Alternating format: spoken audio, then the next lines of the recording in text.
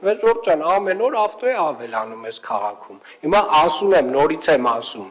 նաև այս հիմնարկի աշխատանքի արդյունքում մենք գալու ենք վերլուծություններով ավականու նիստին ներկայացնենք տարատեսակ ավտոմեքենաների համար սահմանափակումներ։ Էլի այս ամբիոնի մոտ ես պատկերացնում եմ ինչ հարցադրումներ են լինելու, ինչ ելույթներ են հնչելու, այսինքն սա ռացիոնալ խոսակցություն չի, էլի։ Սա տենց տրամաբանական խոսակցություն չի։ Ասում եք կարմիր գծերը թանկացրել եք, վախի պրոբկեքը չեն նվազել։ Կասում տարվա ընթացքում 45000 նոր ավտո է մտնում այս երկիր։ 10,000-ն էլ Երևանում է գրանցված, հələ չասեմ, որ այդ 10,000-ից զատ եւս մի 5-7,000-ն էլ մյուս մարզերից են գալի մտնում Երևան, Ժորժ ջան։ Հիմա